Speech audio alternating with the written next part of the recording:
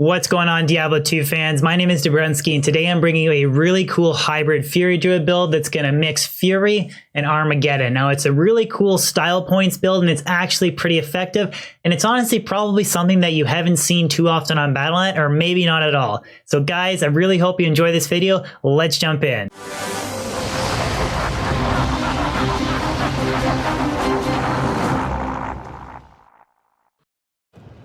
Alright, so there's a few things that I wanted to cover before I go into greater detail about the attributes, the skill tree, and the gear. And first is that this is not the most powerful Fury Druid ever.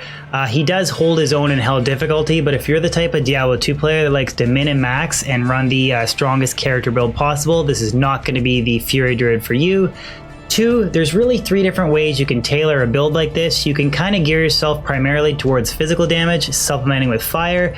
You can go to the opposite end of the spectrum, primarily focusing on elemental fire damage and then supplementing with physical, or you can kind of take an approach where you go down the center trying to balance both melee and fire damage, and that's the approach that I took with this build, which I think will make a lot more sense when you see the gear.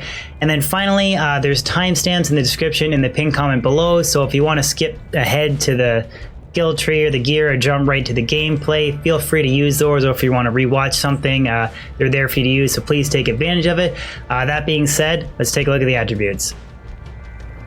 So as far as the attribute distribution goes, it's pretty straightforward. It follows the theme of any max Vita character, and that starts with strength. We have the bare minimum requirement to wear a gear. If you're looking at this number, you might see 253 strength. Why is it so high? It's because the weapon that this Fury Druid is using requires 253 strength. So that's normal. It's just the bare minimum of strength to wear the equipment. As far as dexterity goes, nothing is invested into dexterity either. Between Fury and the rest of the Druid's gear, we get enough attack rating that for general PVM we have enough attack rating, so no investment into dexterity, no investment into energy either. You do use a little bit of mana with this build using Armageddon, but again, any points in energy is a waste. And then we just dump the remaining points into vitality. So this character has almost 1300 health, and that's before buffing up with CTA. And then also transforming into werewolf form adds even more health.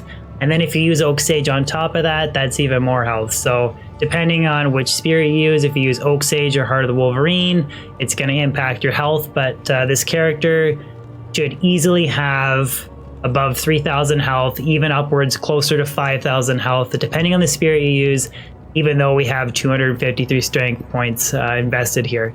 But that pretty much wraps up the attributes. We'll take a look at the skill tree now, and that's where things get a little bit more interesting. So because I was taking a central approach on melee damage and physical damage, it kind of affected how I distributed my shapeshifting skill tree points.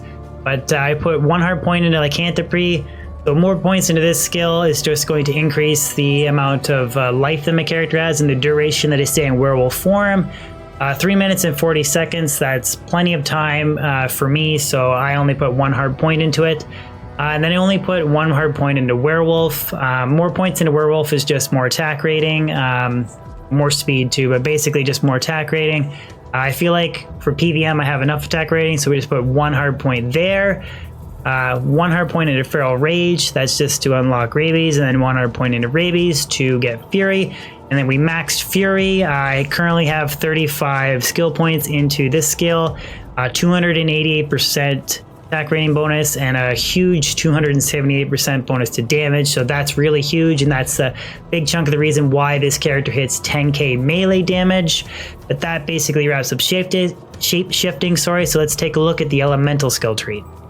So as I mentioned earlier, I was really trying to take a balanced approach with this character between physical damage and elemental skill tree damage, so I really had to be thoughtful on how I invested my skill points in the elemental skill tree.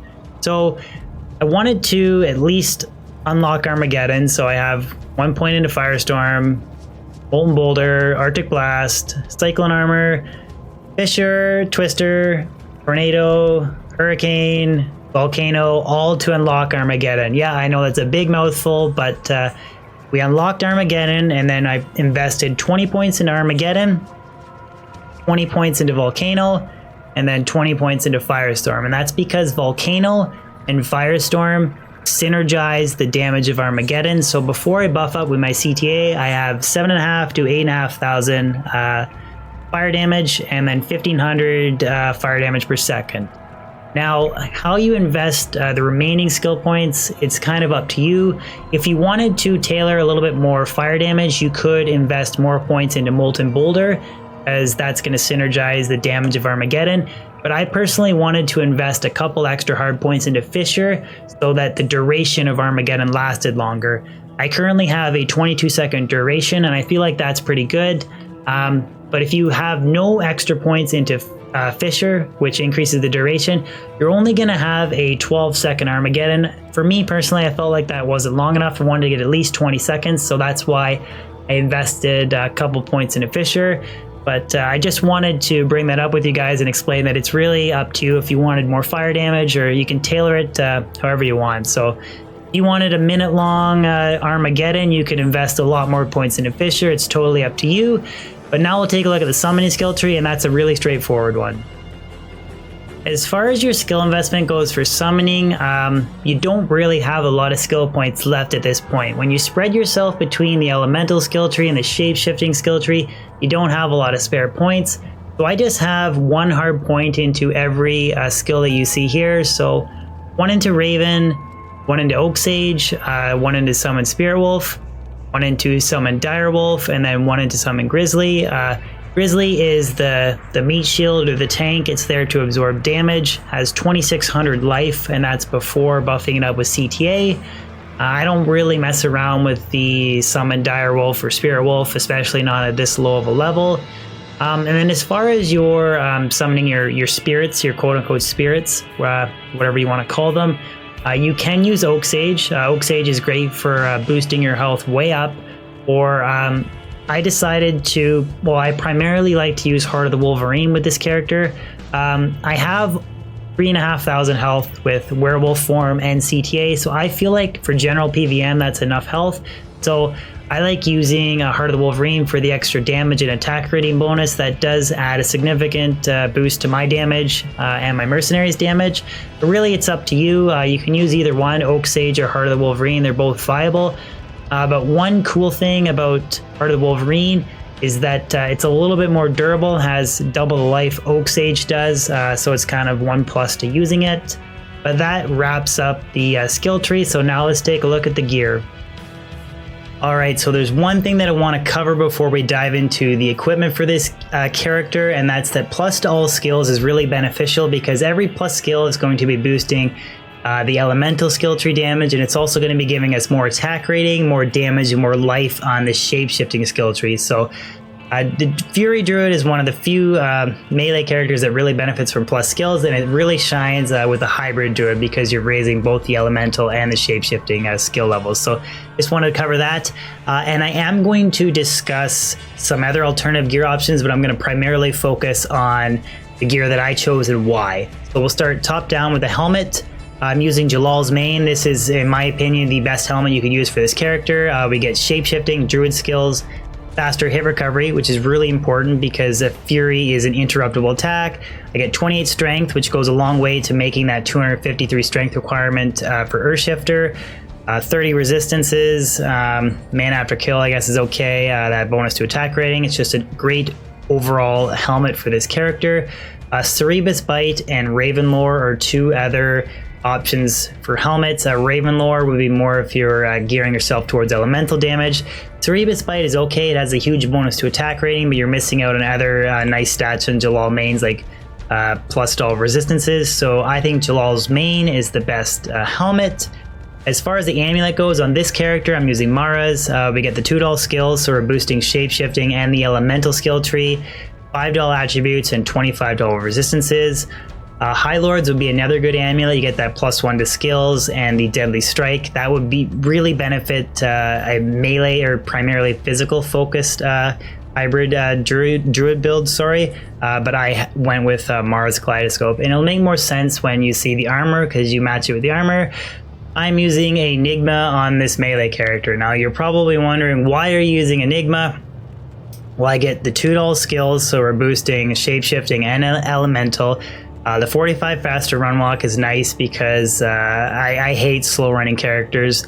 I'm used to just teleporting all the time. We increase their life by 5%, which is nice. Damage reduction's nice. The 15 damage taken goes to mana, and the life after kill are okay. But the big reason is the 68 to strength. I'm really trying to stack as many strength points as I can to reach that 253 strength requirement and still have a lot of skill points left over to invest into vitality. Your two other armor choices, Chains of Honor would be really good too. It gives you 25 to strength, 25, I can't remember. 65 resistances, 2 to all skills, you get the enhanced damage. That would be a really good armor, probably the number one choice. I just went with Enigma. Or Fortitude would be really good too. You're really going to boost your melee damage at the expense of your Armageddon damage a little bit, really depending on how you want to tailor it. But those would be the 3 best body armor choices, but I went with Enigma.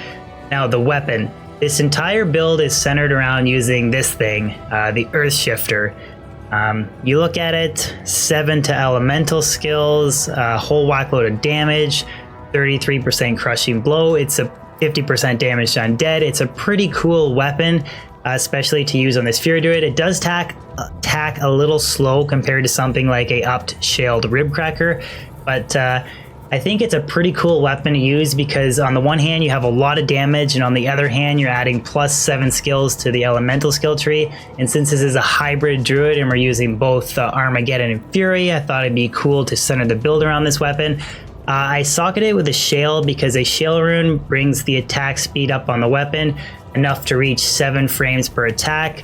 On a druid, the attack speed is primarily dictated off of the weapon increase attack speed. So if you're looking at this, you think, well, maybe you could make it better with a Ruby Jewel Fervor.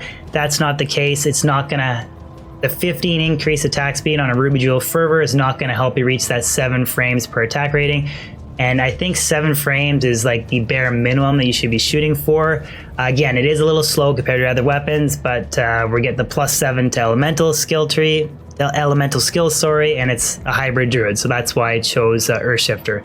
Now, the gloves, I'm using steel wrens. These probably aren't the best gloves, but I wanted to use them because I've had them sitting in my stash forever, and there's not really any character that it makes sense to use them on, but I thought it'd be okay for this character because you need 185 strength to wear these gloves, but I need the 253 to wear the weapon, right? So it's the strength is not an issue. Gives me a little bit of enhanced damage, which is nice because I'm not using Fortitude, and I get a little bit extra crushing blow. So for alternative gloves, Drax would be good gloves, or Laying of Hands would both be 2 different options you could use. Now the belt, this is really important. I'm using Dungos. I get 14 DR and 34 vitality with this belt. But the main reason I'm using this belt instead of something like String of Ears is for that faster hit recovery.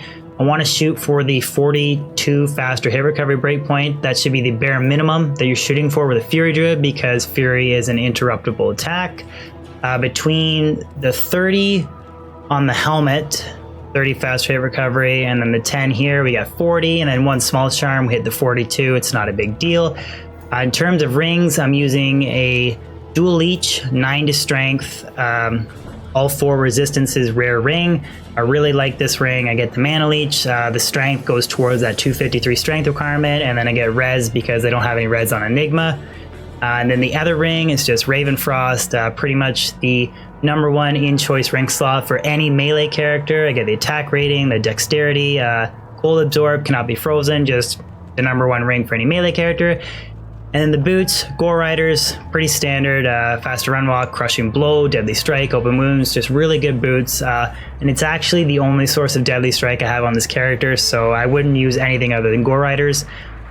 Now the inventory, going back to that theme of how I said I wanted to split between elemental and shapeshifting, melee damage and elemental skill tree damage. The grand charms that I use dictates that. I have a variety mixture of different elemental skillers, and shapeshifting skillers. So there's 20 to life, some have max damage, another 2 max damage, some dex.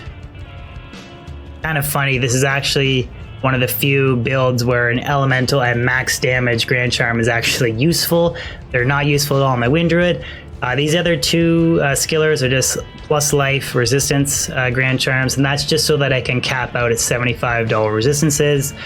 Then I have a Torch and Annie, 15, 15 Druid Torch, 13, 20 Annie Charm. I have a 5% faster hit recovery, 9 to mana Small Charm. This is that FHR Small Charm that helps me reach the faster, 42% faster hit recovery, sorry. And then I have a max damage attack rating Small Charm. And then these are just assorted resistance, dexterity, or resistance strength Small Charms that just help me make sure I have my resistances capped out at 75. And then on Switch, I have a CTA. This is a 4/6/3 CTA, and then a Spirit to just boost the battle orders level higher. But that basically covers the gear. I did talk about some alternative choices. I think when you see the build in action, you'll get a better idea of why I kind of mixed everything the way that I did, trying to balance melee and physical damage. But yeah, that covers the gear. So now we'll take a look at the Mercenary's Gear, which is another really important part of this build. Okay, so the last thing to go over is the Mercenary's Gear, and he actually plays a really pivotal part with his character build, and that's primarily because of the weapon that he's using, which is Infinity. We really need that Conviction Aura to help boost the elemental side damage for this character. So we'll go through the weapon first. I just mentioned it, it's Infinity. I have it in an Ethereal Thresher. It's one of the best bases to make Infinity in, so he can attack quicker. We get that level 12 Conviction Aura. He's got Crushing Blow. He's got the cool little Chain Lightning to proc for style points, but mainly it's just a hard-hitting weapon, has Crushing Blow, and we get that Conviction Aura to boost the elemental side of the damage for this Fury Druid. His armor is Fortitude, another amazing armor. It's the #1 armor for Merc in my opinion. 300 enhanced raw damage, resistances. It's got a little bit of life. Amazing armor, and it really complements well with the aura that he is, because this is a Nightmare offensive mercenary, which gives the Might Aura. So the Might Aura boosts his damage. You couple that with Fortitude, he hits really hard, and it also boosts my melee damage as well. His helmet is a 30 to strength, 10 life leech, non-eth and Dariel's Visage, and it's socketed with a 28 enhanced damage, 25 to fire resistance. Rare Jewel has some other crappy mods like 20 poison damage over 2 seconds, but basically enhanced damage and fire res. It's better than a Ral rune. So that basically is the Mercenary. Like I said, he's the Might Aura Merc. And he's, with his Might Aura, is doing 8,600 damage, and then you throw the Heart of the Wolverine Spirit on top of that, which I like to use with this build. He's hitting for basically 10k melee damage, and he's boosting my fire damage as well, so he's a really hard-hitting Merc.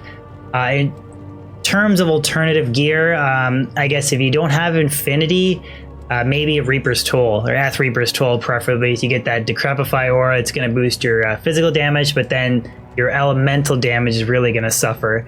And so one thing I should point out in terms of dealing with immunities with this character, if I run into a physical immune, I just hope that the Armageddon can take him out, or I'll just skip the monster altogether.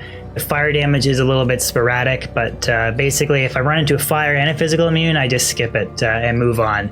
But that basically wraps up all the gear. I know it was a lot, but I wanted to cover everything from start to finish.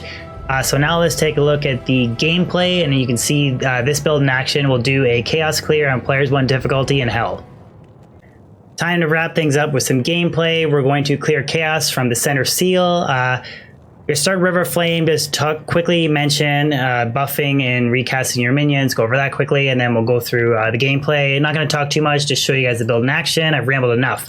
But anyways, if you want to get that extra level on your minions, I had mentioned this before with the Wind Druid. I don't usually do it too often because it's a pain in the butt, but you do your battle command and your battle orders, buff yourself up.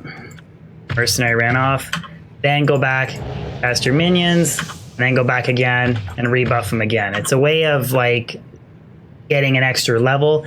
And then the other thing to point out is that when you're in werewolf form, you can recast your summons in werewolf form, you just can't rebuff them.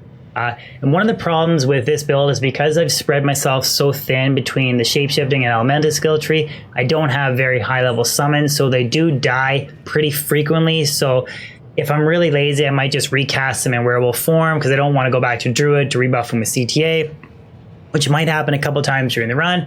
Anyways, enough talking. Let's show you guys this build in action.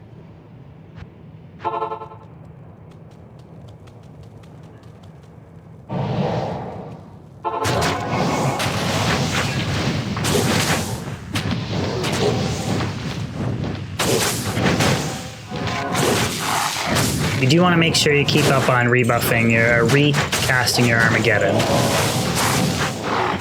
Fire damage is sporadic, and it does nothing to the Venom Lords because they're immune to fire. This is probably one of the worst places to demonstrate this build, but we'll do it anyways. The Merc does help supplement Soul Rune.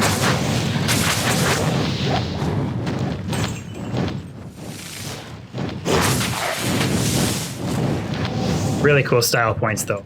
Really cool style point.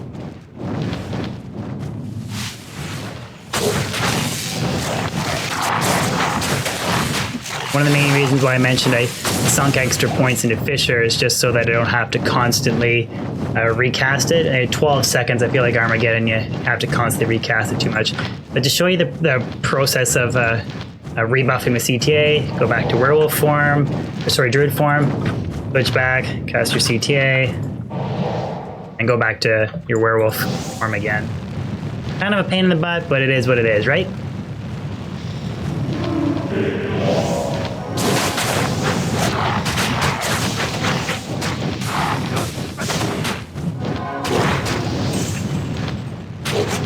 This is only players 1 difficulty in hell.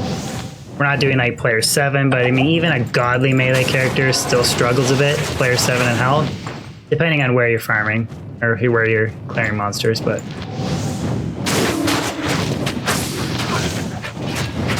Merc just wrecks stuff though.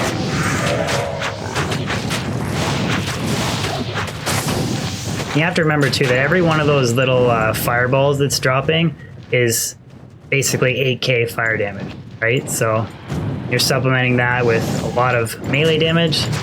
We gotta watch Desace though. Re-amplified damage here.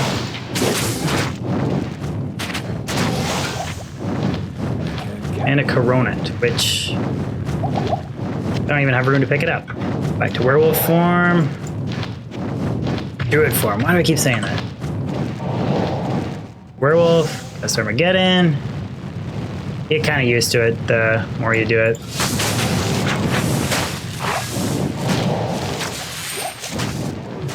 Oops. Didn't mean to do that. And to recast Armageddon. So the summons haven't died yet, which is good considering they only have 1 hard point, and I mentioned they are kind of weak. But it's because we spread ourselves so much between both the elemental tree. Oh, and I spoke too soon. Looks like Spirit's gonna die, which I said we could recast him in werewolf, so not a big deal. He's just not buffed.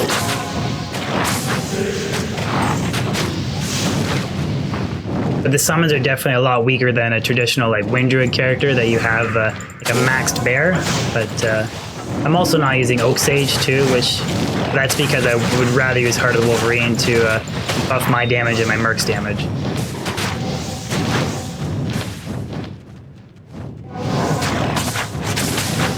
Again, I don't know why I even cast Armageddon. It's useless with the Venom Lords, unfortunately. Fire immunities. Ah, no, Holy Freeze. That's probably the worst aura that could spawn right now. Because I'm attacking slow, my Merc's attacking slow. Ah, well. At least I didn't run into any physical immune fire immunes. Back down to Druid form. Buff up. Werewolf. Not even death can save you from me. See how this guy does against Diablo.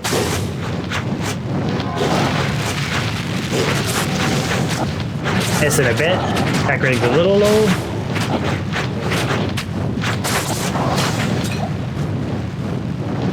Dead. Done. So I will check the Corona later, guys, but that gives you an idea about this hybrid Druid build. Again, I tried to balance melee damage and physical damage. I would like to actually revisit this character. Two different build styles. I'd like to go full on fire and maybe not pick an area that has a lot of fire immunes, just supplementing with melee damage. And I think I'm going to come back too with the upped rib cracker, go all out melee with fortitude, and just supplementing with like a 3 or 4k Armageddon damage build. We'll try both ends of the spectrum, but that wraps it up, guys. Hope you guys think it's a cool build, and you guys should definitely try it. Let's make the Fury Druid great again. So guys, there you have it. That wraps up the hybrid Fury Druid build. Is it the strongest Druid ever? No, but it is something really cool, viable, and nice style points. I've had a lot of requests to make unique builds, and I wanted to make something that was unique, but at the same time still viable. So I feel like this accomplished that. If you could throw a like on it and share it if you enjoyed it, and consider subscribing if you're new to my YouTube channel. I post new Diablo 2 videos and stream every week. I would love to have you be a part of the growing community.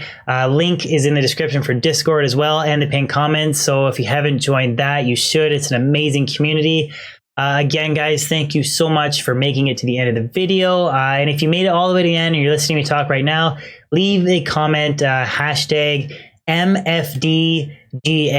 We're gonna make the Fury Druid great again, guys. So if you leave that comment, I'll know you watched my video all the way to the end. But thank you so much for being continuous support of my channel. It really does mean a lot. And I'll see you guys on my next video or my next Diablo 2 stream. Peace out, guys. Have a great one.